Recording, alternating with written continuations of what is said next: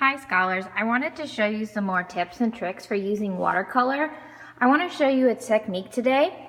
It works best with a larger brush, and before I even get my paint, what I'm going to do is actually take my brush all full of water, and I'm actually painting a sunset.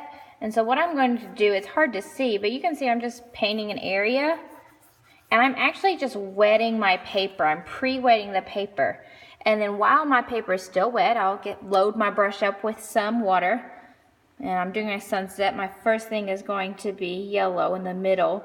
Notice I'm adding water and then I'm petting the paint over and over. I'm not doing this hard at all. I'm barely touching it. But there's quite a bit of paint there now.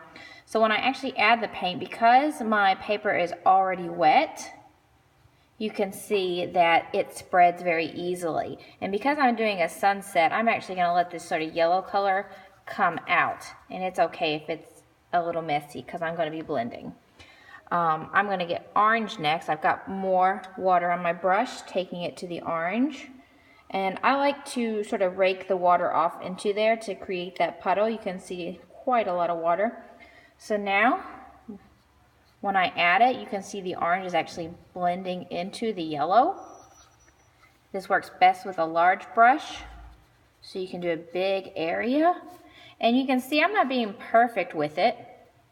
I need to make this area bigger now. Notice that when I added water, I still had paint, and so I'm just spreading it out now, and it's just a lighter color. That's totally fine because I'm about to mix some like red into it and probably then some purple.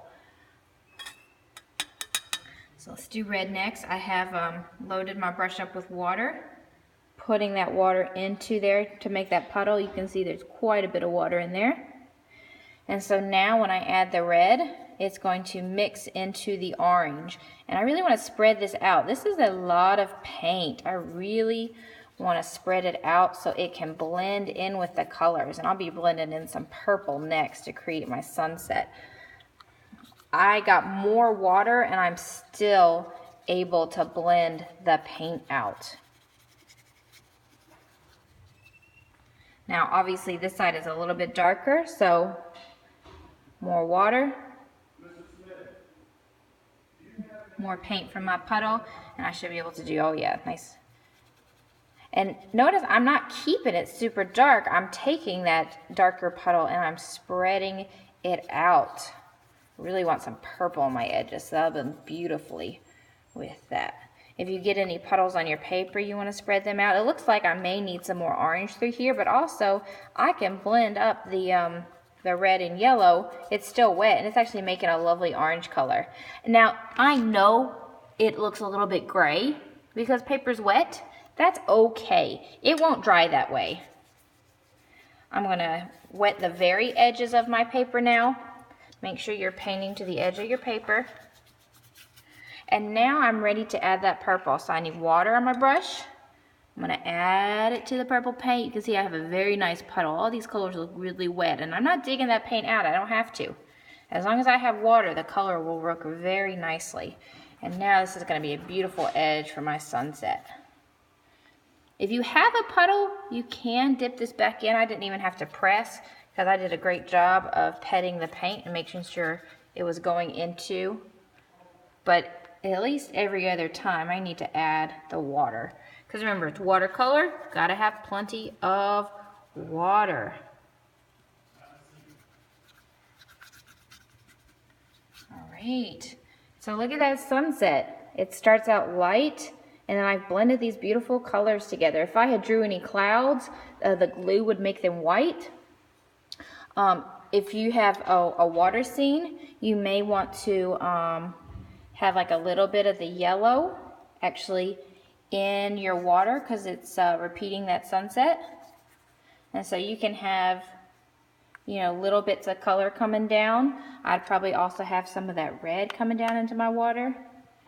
So think about how the colors go together. And if I have really thick paint, like if it's really dark, that probably means I need to spread it out. All right, and so then, now that's all spread out, I can add the blue.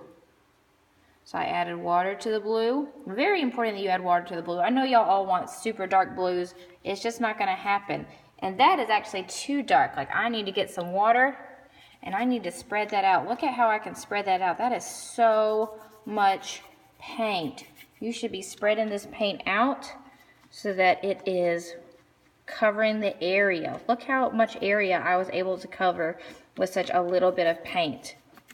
It is supposed to be light. That is okay. If I want a dark area, I may have to go back with like a purple or a gray.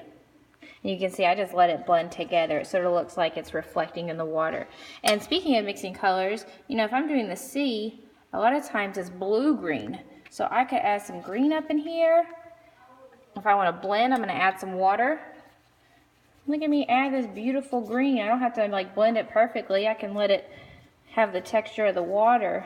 Oh my gosh, that looks beautiful together. So make sure you're blending colors and really spreading it out.